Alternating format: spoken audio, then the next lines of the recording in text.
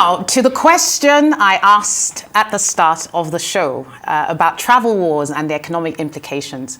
Almost 2 weeks ago, the United Arab Emirates reportedly banned nationals of some African countries, including Nigeria, from entering its capital city, Dubai, after halting the issuance of visas. For Nigeria, that move was the latest in a long line of visa restrictions, airport parking wars, dollar repatriation disputes, and diplomatic rows that have plagued the Nigeria-UAE relationship for months. On a political level, aviation has become a crucial source of soft power for nations in global affairs.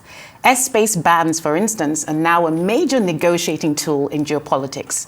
Nevertheless, a more efficient aviation industry makes diplomatic engagement actually easier, at least from a logistical point of view. Over the last decades, various governments in Asia and the Middle East and some in Africa have also pursued a soft power approach to foreign affairs.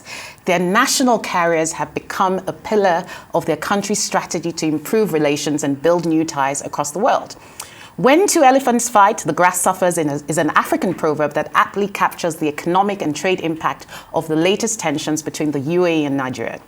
The Dubai route is one of the top business and holiday destinations from Nigerians, with weekly passenger traffic estimated at about 10,000 passengers, while Emirates takes the largest chunk of that traffic. Emirates alone brings about 900 passengers. About 900 of each of its arrivals on a daily basis are actually between Lagos and Abuja, while other airlines contribute somewhere between 30 to 40% of connecting flights. From small traders to business leaders, from international conference delegates to wedding planners and guests, the economic stakes are high, and the potential disruption to trade and cross-border transactions as we approach a major holiday season should not be underestimated. The immediate risk in my mind from the current visa ban is the risk that airlines, already pressured by rising fuel costs and faced with dwindling passenger numbers, will down tools and consolidate some operations. International airlines convert revenues made from selling airline tickets in local currency into dollars to facilitate the transfer of profits to their home countries. Sounds simple, right? Well, not really. Restrictions on capital repatriation in some African countries mean that faced with unprecedented squeezes in foreign reserves, some may be vetoing currency outflows. In May this year, for example, even Ethiopian Airlines and Kenya Airways were forced to suspend operations in Malawi due to a lack of cash flow.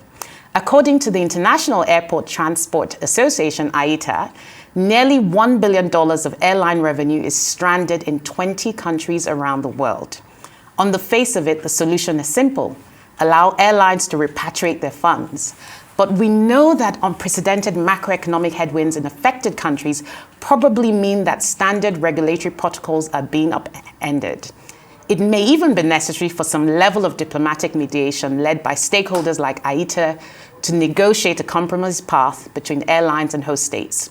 When several airlines threatened to ban Nigeria flights in August this year due to the issue of non-repatriation of dollars, a resolution was reached to ease the restriction. Nigeria paid $265 million and airlines were appeased for a while. We're at a crucial point now. Global business and leisure travel are important signaling tools that promote investor confidence, strengthen international relations, and boost economic growth whilst preserving jobs and livelihoods. I think anything short of a permanent solution to these travel wars would be a flight of fancy at best, and at worst, economically suicidal. You've been watching Business Week. I'm Rolake Akingbefilani. Tweet at me, and I'll see you next week.